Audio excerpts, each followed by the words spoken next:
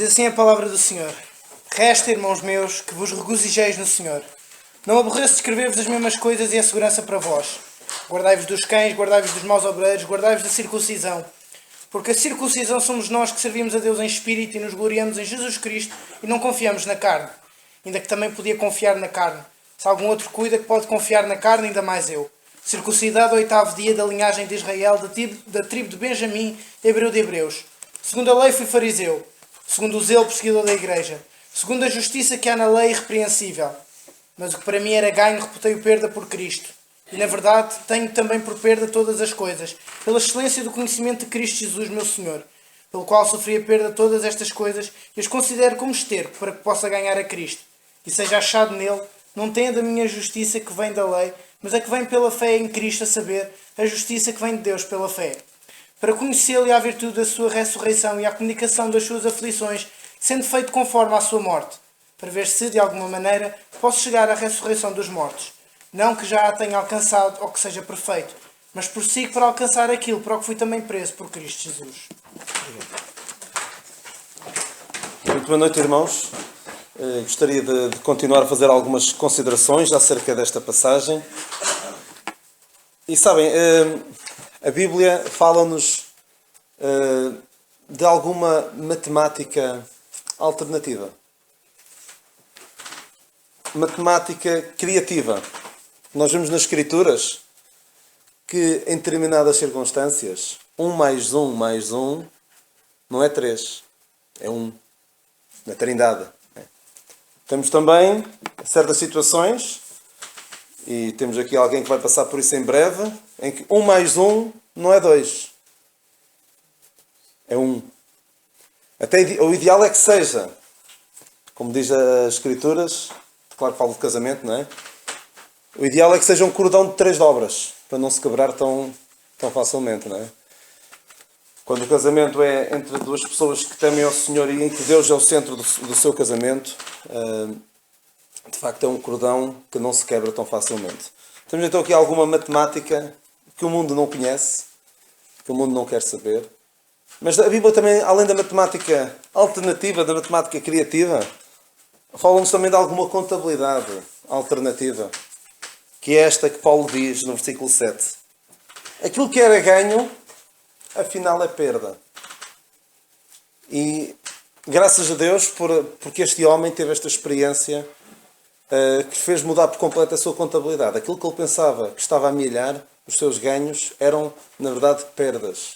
É isso que o estava a arruinar. Não, como eu tive a oportunidade de dizer na semana passada, não era o facto de ele ter estas 7 características: circuncidado ao 8º dia, da linhagem de Israel, da tribo de Benjamim, hebreu de hebreus, segundo a lei fariseu, segundo o zelo perseguidor da igreja, segundo a justiça que há na lei irrepreensível. Não é que isto fosse mau. O ser zeloso, claro, perseguir a igreja, claro, foi o seu zelo. O que ele quis mostrar aqui é que ele era, como diz outra passagem, extremamente zeloso das tradições dos seus pais, como ele diz em Gálatas 1. Não havia mal nisto. O problema é que enquanto ele fazia depender a sua salvação destas coisas, era isto que o estava a arruinar.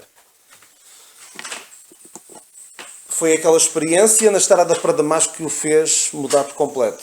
Perceber que andava a contar, estava a somar números negativos, a pensar que aquilo dava positivo, mas dava negativo. Era perda, atrás de perda, atrás de perda, atrás de perda.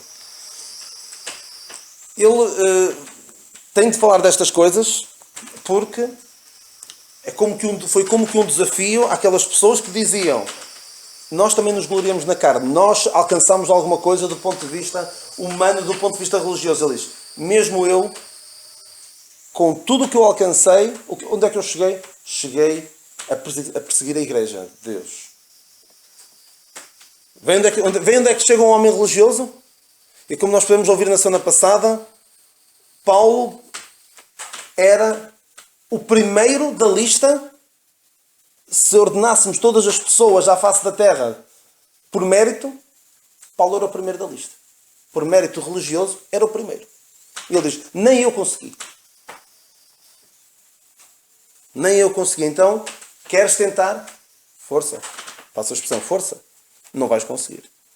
E qualquer pessoa, pelos seus próprios méritos, nunca vai conseguir o que quer que seja. Queria ler convosco rapidamente uma passagem que se relaciona com em Gálatas 3. Gálatas 3 está relacionado com esta questão de nós tentarmos pelas obras ou tentarmos pela fé. Lemos aqui em Gálatas 3:9: de sorte que os que são da fé são benditos com o crente Abraão. Todos aqueles, pois, que são das obras da lei estão debaixo da maldição, porque escrito está: maldito todo aquele que não permanecer em todas as coisas que estão escritas no livro da lei para fazê-las. E é evidente que pela lei ninguém será justificado diante de Deus, porque o justo viverá da fé. Irmãos, isto é tão simples. Deus simplificou tanto as coisas. Eu vejo no meu dia-a-dia, na minha profissão, cada vez mais a facilitar, baixar o grau de exigência, baixar. E chegamos a um ponto em que parece que não dá para simplificar mais. E Deus simplificou a questão da salvação ao mais básico do básico. Querer somente algo que qualquer pessoa, por muito pouco instruída que seja, pode alcançar. É só crer no que Deus fez, no que Deus pôs à disposição do homem. E Deus diz mesmo, leamos com um bocadinho de atenção este versículo 9 e versículo 10. Todos os que são da fé são benditos com o crente Abraão. Todos aqueles, pois, que são das obras da lei estão debaixo da maldição. Então eu pergunto-vos, a Bíblia diz, todos os que são da fé são benditos. Todos os que são das obras da lei são malditos. É preciso ser mais claro do que isto?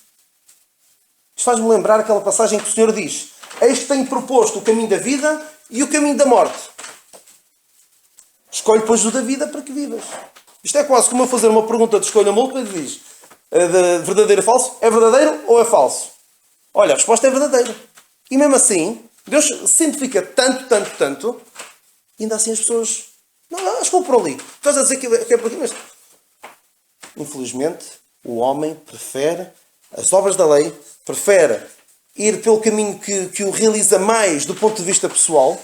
E Paulo, certamente, antes de encontrar a Cristo naquela estrada para Damasco, se calhar sentia-se uma pessoa realizada, uma pessoa cheia de autoestima. Mas estava cheio de si mesmo. Qualquer pessoa que vá a Deus cheio de si mesmo, volta para casa como voltou aquele fariseu, que voltou para casa como estava, mas o publicano desceu para casa justificado. Isto para dizer o quê, irmãos? O Paulo chegou à conclusão de que com a sua religiosidade, com as suas obras da lei, chegou onde chegou. Chegou à conclusão de que nada servia. Mais do que nada a servir, não só valia zero, como valia negativo. Era perda. Reputei perda. E porquê? Porque isso estava a arruinar-lhe a vida. Aquilo que ele pensava antes, que o estava a tornar mais próximo de Deus, estava convencido de que aquilo lhe ia garantir a salvação, e estava-lhe a trazer a perdição. Se não tivesse sido o Senhor a ter misericórdia dele, na verdade ele estaria perdido, porque, como também ouvimos na semana passada, ele por um lado era o mais distinto, mais notável dos religiosos, não é? Portanto, por isso era o primeiro da lista, se fôssemos a fazer aqui uma lista por ordem de mérito, mas era o mais baixo de todos os pecadores.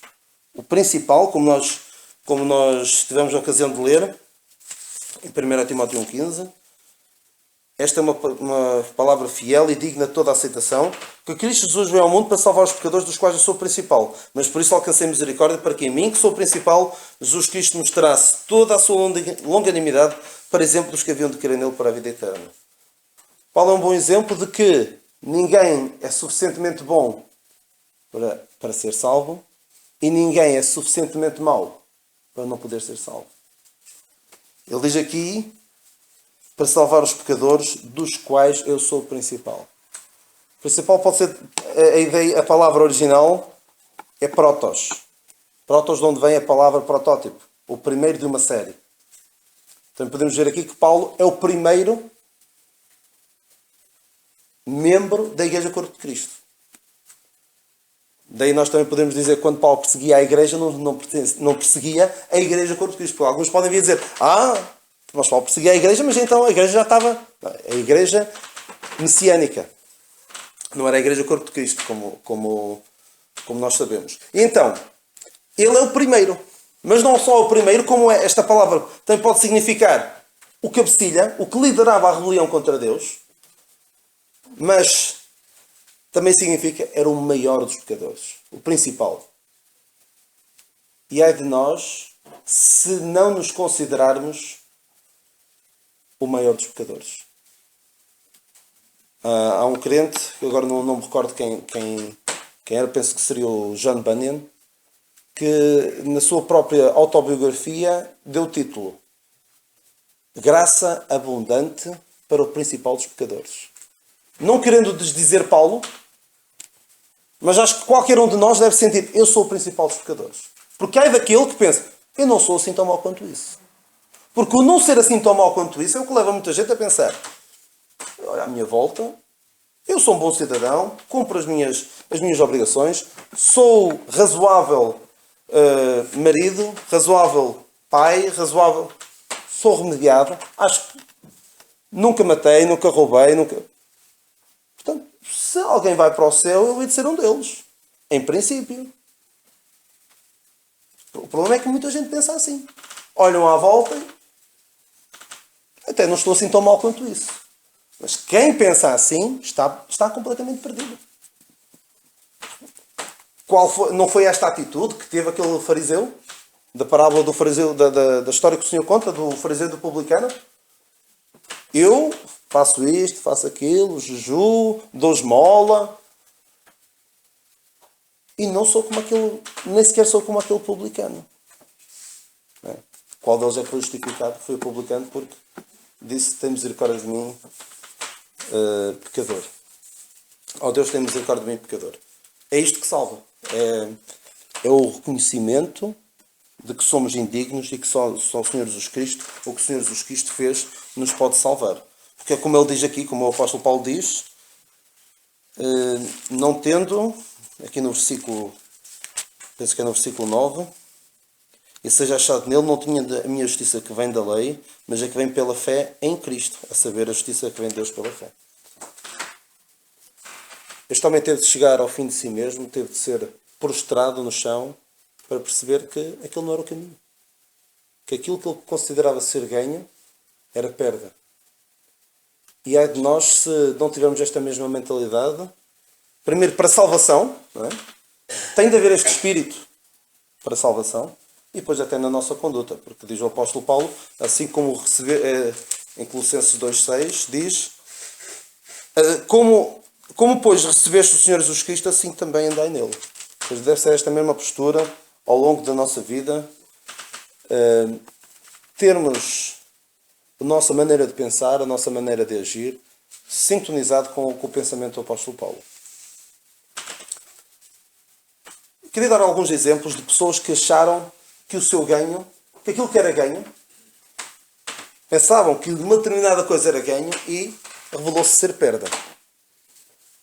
Na semana passada não me ocorreu, mas há uma história bastante interessante da mitologia grega,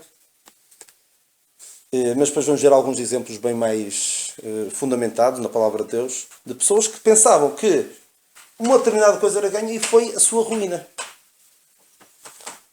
Mas há um exemplo clássico que é o rei Midas. Midas é o nome de um rei da mitologia grega que normalmente fala-se o toque de Midas. É alguém que pega numa determinada coisa e muda completamente para melhor. O toque de Midas é o toque do ouro. Porque a este rei Midas foi dado o seguinte... foi-lhe proposto o seguinte: pede o que quiseres e será feito. E é interessante como foi feito isto ao rei Salomão e ele pediu sabedoria, não é? Aquele homem devia ter pedido sabedoria. Apareceu-lhe um deus grego, penso que o deus Baco, e disse: pede o que quiseres e será feito. E ele pediu: quero ter o dom de tudo aquilo em que eu tocar se transforma em ouro. Parece ser uma boa ideia, não é? E ele tocou num galho de árvore, ouro. Numa pedra, ouro. Chegou a casa, queria comer, pegou num pão, ouro. Tocou na sua filha, ouro. Então ele teve de rogar aos deuses dele, claro que isto é uma história, mas que ilustra aquela frase que costuma-se dizer: tem cuidado com aquilo que pedes, pode realizar-se. Não é? E realizou-se. Então ele depois chegou a uma altura em que teve de pedir aos deuses: tirem-me este dom. Isto que eu pensava que era ganho é perda. Paulo teve de dizer: ó Deus, tira-me isto, porque estas coisas que não são necessariamente más, só eram más porque ele depositava a esperança da sua salvação nestas coisas. Tira-me isto. Isto está a arruinar-me a vida. E este rei Midas então pediu e lá conseguiu. Lá os deuses gregos tiveram misericórdia dele e tiraram-lhe aquele dom. Algo que ele pensava ser ganho e na verdade era perda. Rapidamente outros exemplos. Abraão. E é pena como às vezes os exemplos do mundo ficam mais presentes na nossa mente do que os da Bíblia. Mas vamos pensar em Abraão e Ló. Abraão deixou o Egito e veio do Egito rico. Parece que é ganho. Mas aquele ganho que ele teve no Egito, que é um sítio onde ele não devia ter ido lá, mas foi, e trouxe de lá. Quem é que ele terá trazido de lá? Além das riquezas. Agar. A escrava Agar. Possivelmente. Grande ganho, não é? Que, entre outras coisas, trouxe-lhe um filho e que realmente tem sido um espinho, uma pedra no sapato para a nação de Israel ao longo dos tempos. Um ganho que se transformou numa grande perda. Mas mesmo o ganho que eles tiveram, vamos ler rapidamente em Gênesis 13, que 5.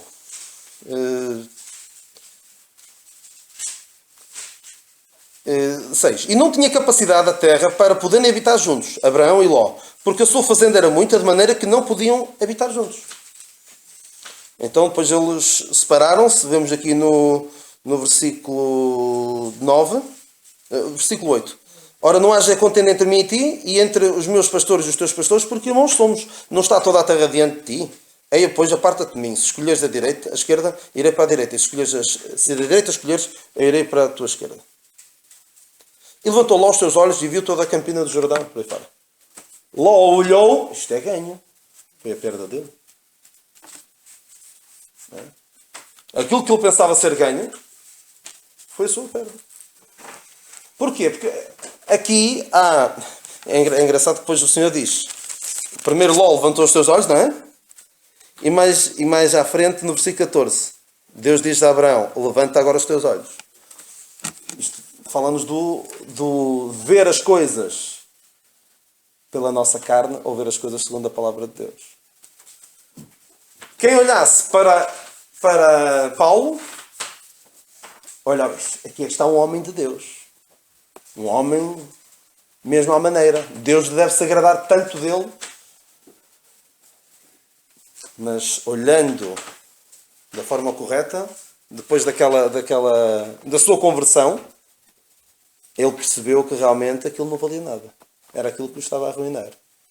E Ló teve sérios problemas em Sodoma por causa de ter olhado para algo que pensava que era ganho e na verdade era perda. Mesmo a sua mulher pensava que o que tinha em Sodoma era ganho e foi a sua perda. Acã, outro exemplo, em Josué 7, tomou de algo, pensava que era ganho, foi a sua perda. Foi a sua ruína. Não só dele, mas também apesar da derrota da nação de Israel. Saul, como tivemos a oportunidade de ver na semana passada, pensou que ao poupar algum do gado e o rei dos Amalequitas era ganho para ele, até aparentemente bem intencionado, é para oferecer ao Senhor aqueles animais que ele tinha poupado, em 1 livro de Samuel 15, mas foi sua ruína. Queria ler convosco um outro exemplo que é muito pouco conhecido, Segundo livro das Crónicas 25.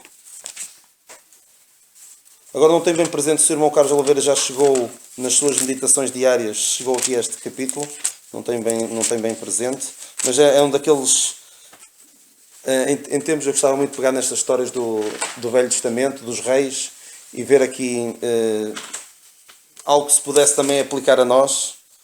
E de facto este rei Amazias é um exemplo daquele crente que vive na carne. Tem maior interesse nas coisas materiais do que nas coisas que são de cima. Mas é assim o homem carnal. O homem carnal vê o imediato, vê o lucro imediato, vê o ganho imediato. E esquece, despreza os ganhos futuros. Segundo livro das Crónicas 25.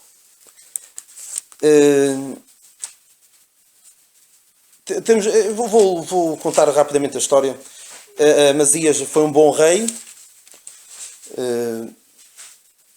No versículo 2, lá está, é mesmo um exemplo do crente carnal. E fez o que era reto aos olhos do Senhor, porém não com o coração inteiro, coração dividido. E nós podemos ser assim. Somos do Senhor, mas também nos dá jeito.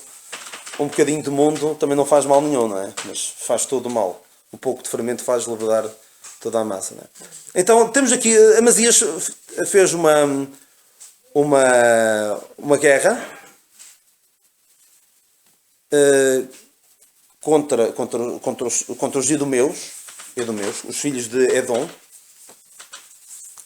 E então, ajuntou toda a casa, versículo 5, de Judá e Benjamim, 300.000 soldados. E tomou de Israel a soldo, ou seja, mercenários, 100.000 por 100 talentos de prata. Note-se que Israel era, como falámos, penso que há 2 semanas ou 3, quando falámos de Benjamim, de ser uma tribo que manteve sempre fiel ao Senhor. Judá e Benjamim formaram o reino de Judá. E as restantes 10 tribos formaram o reino de Israel. Ali a partir da divisão do reino entre Jeroboão, com as 10 tribos do norte, e Roboão, com as 2 tribos do sul. Então este rei Amazias foi um desses reis. Foi bom ao início, mas de Israel, pode parecer aqui, tomou a soldo 100 de Israel, mas estes de Israel eram governados por um rei ímpio. Não sei ao certo qual seria agora, daria para saber, mas não interessa. O que interessa é que era um rei que não temia a Deus. Estas pessoas não temiam a Deus. Então eles iam para uma batalha, 300.000 de Judá e 100.000 varões valentes de Israel. Parecia um ganho. A batalha vai ser bem melhor assim. Se com 300 tínhamos boas hipóteses de ganhar a guerra, com 400.000, melhor ainda. Porém, o homem de Deus, versículo 7, veio ele dizendo: ó rei, não deixe ir contigo o exército de Israel, porque o Senhor não é com Israel, a saber, com os filhos de Efraim. Os filhos de Efraim, Deus não se agradava deles. Se porém fores, faze-o, esforça-te para a peleja. Deus te fará cair diante do inimigo, porque força há em Deus para ajudar e para fazer cair. Ou seja, não penses que é na tua força, é Deus que dá a vitória, como nós acabamos de cantar, não é? É Deus que dá a vitória. E o inimigo cai a meus pés, não é? Porque a glória é ao Senhor dos exércitos. E depois qual era a preocupação de Amazias? Ou seja, ele pensava que este ganho de 100.000 homens era ganho, mas não era perda. E a preocupação dele qual era? Mas então o que é que vou fazer dos 100.000 talentos, dos 100 talentos de prata que dei às tropas de Israel? E eu gosto tanto desta frase. E disse o homem de Deus: mais tem o Senhor que te dar do que isso. Tanta preocupação, o que é que eu vou perder por me identificar com Cristo? Posso perder algumas amizades. Posso perder trabalho. Posso perder alguma coisa por causa de me identificar com Cristo. Mais tem o Senhor que dá do que isso. E o Senhor o que é que disse a Pedro e aos restantes discípulos quando ele disse: Senhor, nós tudo deixamos e te seguimos. Nós tudo deixamos e te seguimos.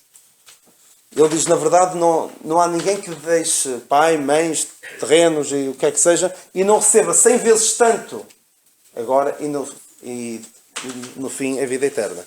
Deus nunca fica a dever nada a ninguém. E este homem estava preocupado. O que eu vou perder? Mas se ele fosse para a frente com esta... não vou... Eu já investi tanto nisto. Ou alguém que possa pensar, eu já investi tanto nesta relação. Que está na cara que Deus não vai querer nada... Não é o caminho certo. Ou neste estilo de vida já investi tanto nisto, agora vou deixar. Deixa. O Senhor tem mais que dar do que isso.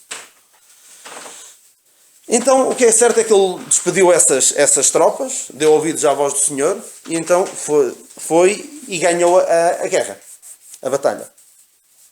E o que é interessante é que este rei Amazias aprendeu alguma coisa, fez o que estava certo, mas... Versículo 14. E sucedeu que, depois que Amazias veio da matança dos idumeus, trouxe consigo os deuses dos filhos de Seir. Tomou-os por seus deuses e prostrou-se diante deles e queimou-lhes incenso. Então a ira do Senhor se acendeu contra Amazias e mandou-lhe um profeta que lhe disse: porque buscaste deuses do povo, que esse seu povo não livraram da sua mão? E depois vemos que aqui foi o começo do fim do rei Amazias, porque depois não quis saber do que o Senhor tinha para lhe dizer. Versículo 20. Porém Amazias não lhe deu ouvidos. Isto é mesmo lógico. Então, tu derrotaste este rei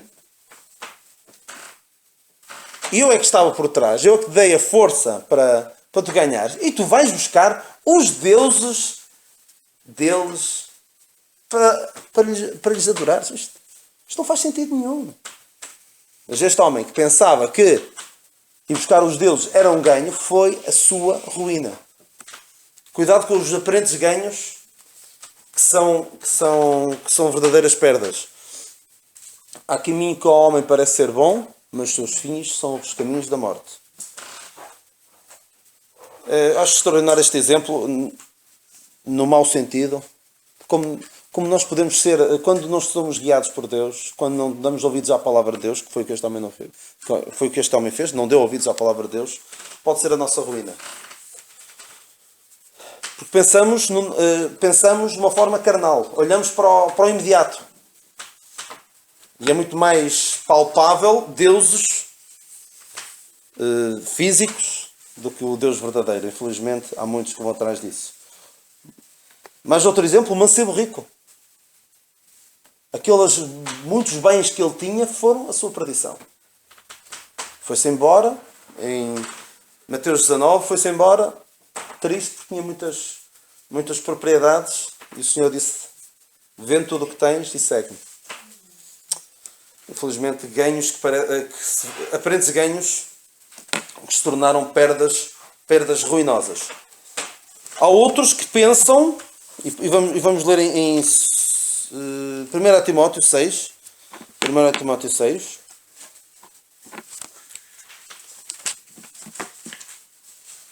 Timóteo 6, versículo 5.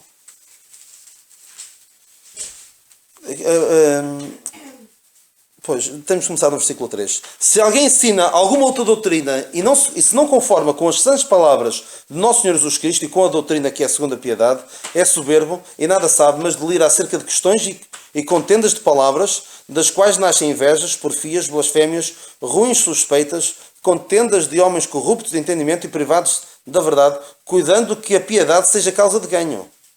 Aparta dos tais. Mas é grande ganho a piedade com contentamento, porque nada trouxemos para este mundo, e manifesto é que nada podemos levar dele.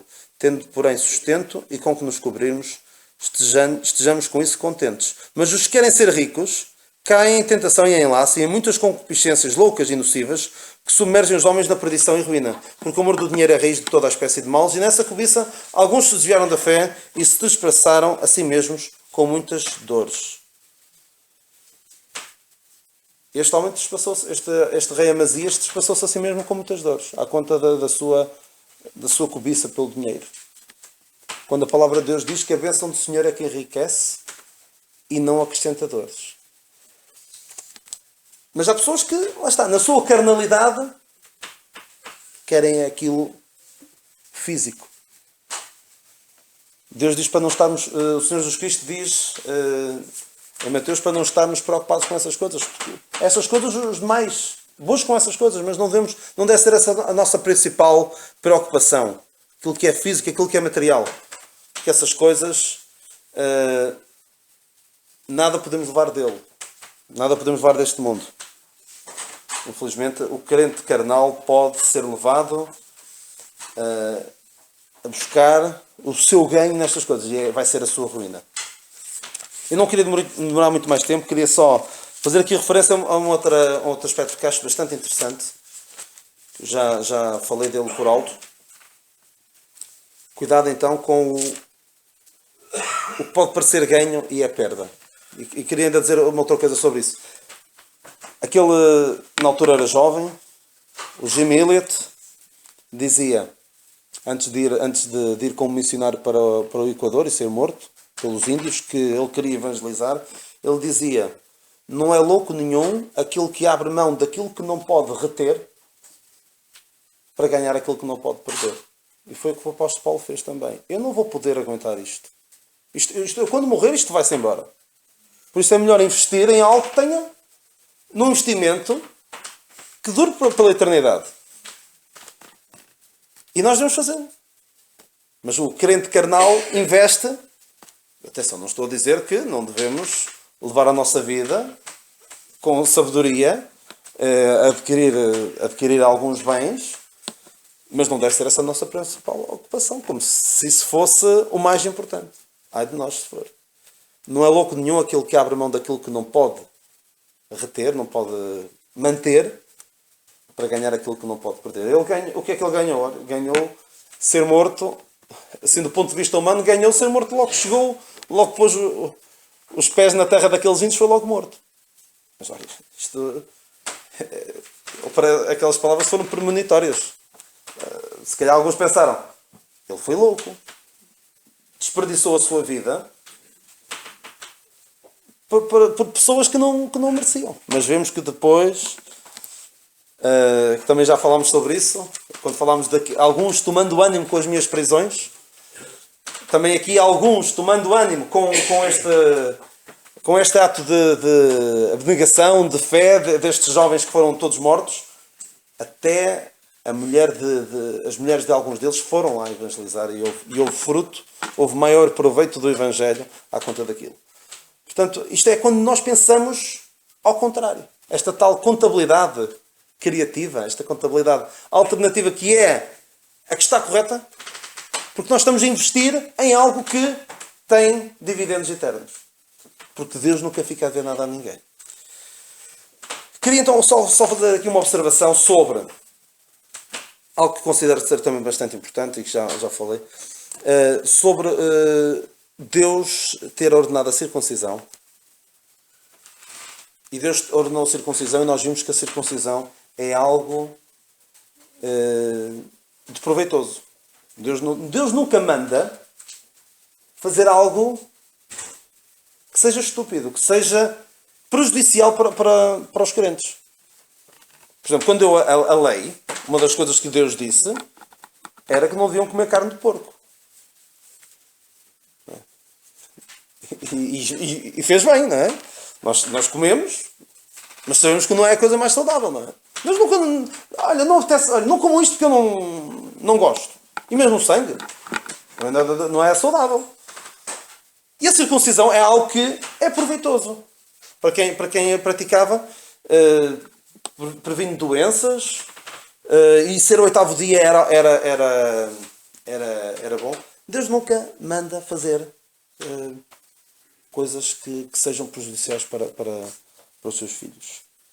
E isto entra em completo contraste com algo que também vai ao encontro desta questão não é pelas obras da lei, não é pelo que nós fazemos que podemos ser salvos. Infelizmente as religiões mandam as pessoas fazer as coisas mais absurdas, mais descabidas. Mandam ou, podendo dizer que não mandam, permitem que as pessoas pensam que a autoflagelação vale de alguma coisa. Maltratar o corpo, pensando que ao maltratar o corpo estão a rebaixar a carne. Não, estão a exaltar a carne.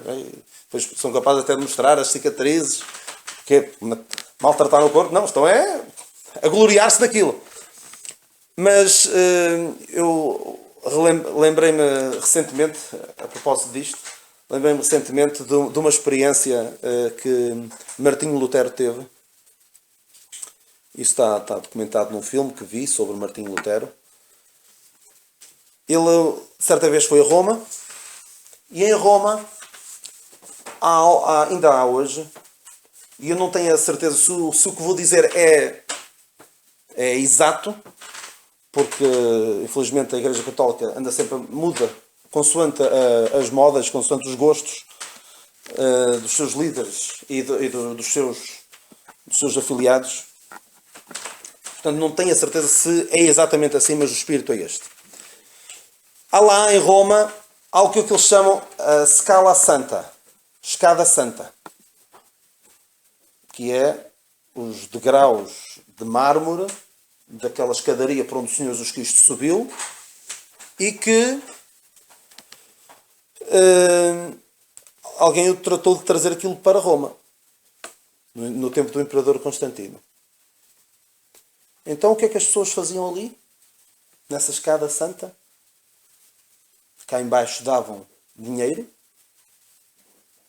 subiam aquela escadaria de joelhos, 28 degraus, porque ninguém era digno de subir aquilo em pé, porque só o Senhor é que tinha sido digno. Então aquela escadaria foi tal escadaria que o Senhor terá subido quando foi ser julgado por Pôncio Pilatos. Rezavam um Pai Nosso em cada degrau. E quando chegassem lá acima, 9 anos no purgatório tinham sido descontados. Eu tenho-vos dizer que isso é verdade. É verdade. Qualquer pessoa que faça aquilo vai ver que vai passar a eternidade no inferno menos 9 anos. O problema é que se eu a um número infinito de anos tirar 9, continua a ser infinito. Portanto, não lhe vai adiantar de nada. Ou seja, é publicidade enganosa que fazem ali. Não deixa de ser verdade. Tiram 9 anos. Mas infinito menos 9 dá infinito. Alguns saberão disso. Mas a pessoa, na sua crença de que ao fazer aquilo vai servir de alguma coisa, aquilo que ele pensa ser um ganho, está a ser a sua ruína, porque está a depositar a sua fé naquilo. Charles Dickens disse sobre isto, eu já vou falar do Martinho Lutero, que nunca vi algo simultaneamente tão ridículo e tão repugnante. Porque faz as pessoas caem na armadilha de depender das obras religiosas para a salvação. Então Martinho Lutero fez aquilo, subiu de grau a degrau e chegou lá acima e pensou: como é que eu posso saber que isto é verdade? Isto não está na Bíblia. E a Bíblia diz, ele quando subia aquilo, ele martelavam na sua mente: o justo viverá da fé, o justo viverá da fé, o justo viverá da fé. E ele: como é que eu posso saber que isto é verdade? Ele também lia, certamente: não tendo a minha justiça que vem da lei, mas é pela fé que vem em Cristo, a saber, a justiça que vem de Deus pela fé. É gravíssimo isto. Alguém pensar que é fazer algo, ainda por cima, algo penoso. Deus nunca mandaria fazer uma coisa dessas. Mas as pessoas gostam destas coisas. Gostam da religião. Gostam de... arranjem-me qualquer coisa para fazer. Eu quero fazer por merecer isso. Mas nunca vamos fazer o que quer que seja para sermos merecedores. Porque o que é que Paulo acaba por dizer aqui? Poderíamos dizer muitas mais coisas, mas estou mesmo...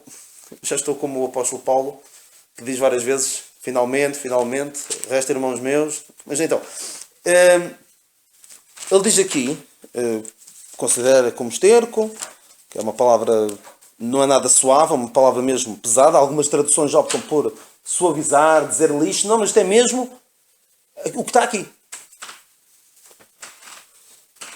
E esta expressão aqui: e seja achado nele. Ou seja, não posso ser eu. Eu quando chegar ao céu, não posso ser eu. Se eu vou confiado, chego lá ao céu e... chego a Deus e... olha, eu vou para o céu, é óbvio, não é? Se for lá eu... mas Mas quem sou? Eu só aceito aqui o meu filho. O meu filho foi o único que viveu uma vida santa e irrepreensível. Tu viveste? E vou terminar com esta ilustração que vi num pequeno vídeo de evangelização que está bastante interessante. Não sei se alguns terão visto, que é, claro que aquilo é uma mera metáfora, que é uma fila para ir até um sítio onde se decide quem vai para o céu e quem vai para o inferno. Então as pessoas chegam lá, mostram o seu currículo, as pessoas começam lá, tem lá duas pessoas a ver, tem coisas boas e tal, tem algumas coisas más também. Ora, subi para a balança. Então sobe para a balança e, obviamente, diz: não és bom o suficiente. Faça favor. Chega outra. Isto está feio isto. Tem aqui muita coisa má. Ora, subo lá para a balança. Não és bom o suficiente. Aparece outra. Mostra o seu currículo. Muito bem, voluntário, fez várias coisas boas. Dava sangue, subi para a balança. A pessoa toda confiada em si mesmo, pensava que aquilo era ganho, mas se nós tivermos a nossa fé nessas coisas, são a nossa ruína, não és bom o suficiente. E toda a gente ficou: se este aqui não se salva, então o que é que salvará? E chega outra pessoa, depois. Mas de repente aparece alguém. Está aqui, toma este currículo. Para o Senhor Jesus Cristo. E depois dizem lá as pessoas que estão à beira da balança: mas suba para a tal pessoa. E o Senhor diz: não, eu é que subo. Eu é que subo. E sobe e diz: bom o suficiente, amplamente, mais do que o suficiente. Isso traduz, é uma pequena ilustração, que traduz o ser achado nele. Porque quem for a Deus a pensar que vai ser capaz, vai confiar, Paulo ia. Até o Senhor o prostrar por terra, ele ia confiado nele próprio. E isso ia ser a sua ruína. Este vídeo acaba a dizer: mas isso não é justo. E diz alguém: não é justo. Não é justiça. É verdade que é justiça. É graça. Não é aquela pessoa que fez tantas coisas boas, do ponto de vista humano, merecia muito mais do que a outra. Mas não é os nossos méritos que nos vão salvar. Pela graça sois salvos. Isto não vem de vós. É dom de Deus. Não vem das obras para que ninguém se glorie. No céu, era só o que faltava alguém chegar ao céu um dia e dizer: Senhor, tudo bem, enviaste o Senhor Jesus Cristo para morrer por mim, ressuscitar por mim, para morrer, para tomar o meu lugar, mas atenção, também fiz algo de bom, também mereço. Nada mais errado, e isso vai ser a ruína, infelizmente, de muitas pessoas. E tal como nós quando nos convertemos, tivemos de nos rebaixar e compreender que todas aquelas coisas nos estavam a puxar para baixo, podem ser a nossa ruína, também agora na nossa vida prática, assim deve ser. Nós ficamos por aqui com estes pensamentos e que a Palavra de Deus continue a ser o nosso motor, aquilo que nos guia no nosso dia a dia.